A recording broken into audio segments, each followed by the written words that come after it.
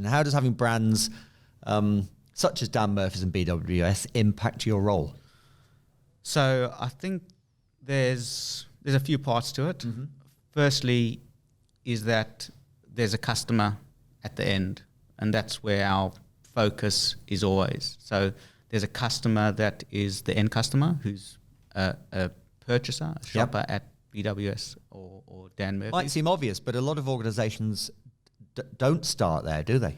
No. I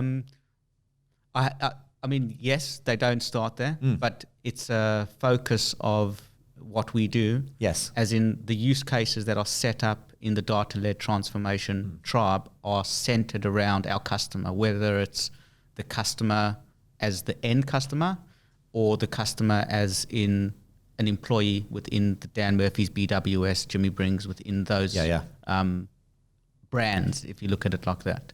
So that's the first part Dan Murphy's and BWS brings to the role of delivery. And more specifically, that is the scale of value that you can add. So Curtis says 6 million people that we touch on a weekly or daily basis. So if you're delivering a project, the scale that you can add to it, or the scale of value that you can add, that's something that Dan Murphy's and BWS as a brand brings. I think more specifically and more pointedly to the role is that there's an investment in the best practices, the best technology, and most importantly, the best team. And that's what having brands at this scale can do for a role like ours.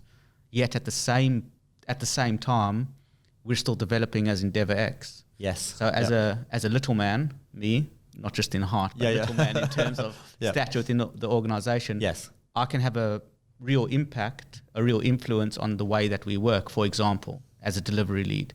Or a product manager can have a real impact on the outcome of a product that we're developing. Or a data scientist can have a real impact on the forecast or the model that we're building, because we're still developing our ways of working.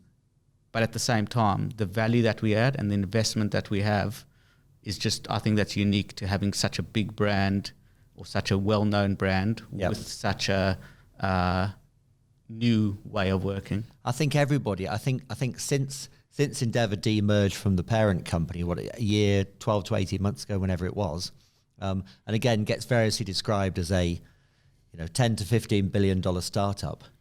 I think people find that it's intriguing that you actually end up, what I keep hearing from everybody, you end up with all the clout of a large organization, investment in best practice, ability to try things and, to take risks, if that's the right word, but then coupled with an agility and a dynamism that just gets lost, dare I say, in a big bank or somewhere like that.